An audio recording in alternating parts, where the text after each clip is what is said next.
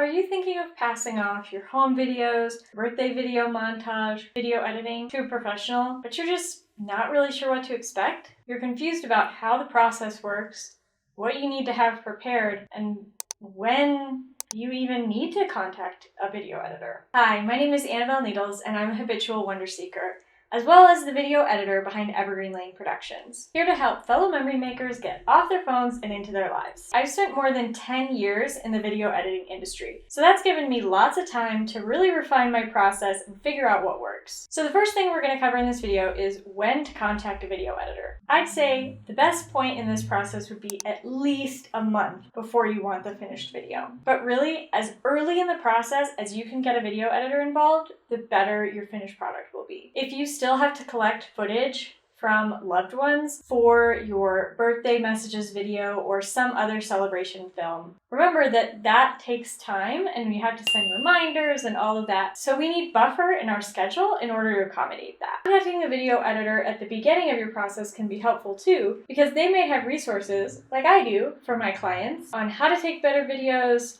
storytelling, and helping you collect all those files from family and friends. Number 2, what information you need to have ready in order to work with your video editor. These are the things that I ask for any client of mine before I get started on a project. Number 1 is any samples or inspiration. If you have a video that you watched that you were really inspired by, or a YouTube channel that you really like, or even a video from my own website or Vimeo page that you felt was really meaningful. That's always helpful for me as an editor to get your style and the kind of finished product that you're hoping for. I also usually send my clients a music style guide. Now, keep in mind that because of music licensing laws, I usually can't find the specific song that you might be looking for, but knowing what kind of music you like or the recipient of your video likes will really help me capture the vibe and get the music selection right on the first try. It's also helpful to get a script from a client, and if you're like, whoa, that's like way over my head, basically this just is a rough outline of what you're hoping for in the video. If you're a YouTuber, you probably are used to having a script, but if you're not, and this is just a collection of videos from family and friends, the things that are important for me to know are which family members we need to make sure are included. For example, I just edited a 60th birthday video for a client, and it was really important to her that all of her husband's siblings got to give a message in the video. Now, without her telling me who these people were, I wouldn't have known. So it was really key that she was able to provide a list of names that she was expecting to receive video files from and who the really essential people were. Because that way I knew when I was putting together the video who is most important to be featured. Or if I'm editing a travel video, I love when clients share with me their itinerary of their trip, because that can work like a script where I can see what events happened or maybe what order people stayed in different cities, and that can help me construct the storytelling so that it feels cohesive to you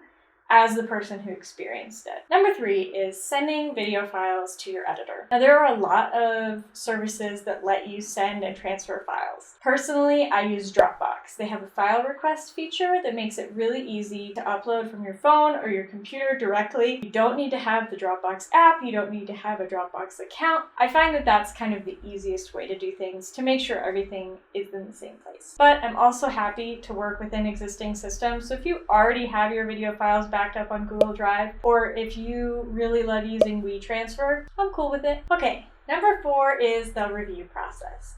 Now, I always include one round of revisions with every film that I do, whether it's for business or for families. Once I get your files, I'll put them all together and upload them to a private preview link where you can watch your video and give me feedback and any small corrections and edits that you want to see happen in your finished film. The most helpful feedback you can give your editor is as specific and detailed as possible. It's difficult for me to know how to solve the problem when all I get for feedback is, I don't like this music, or I don't like how this looks. If you can give specific feedback, like, I'd rather use a cursive font, or I'd rather this title say, Happy Birthday Sally, instead of Happy 60th. And it's also really helpful for me to know exactly when in the video you want the change made.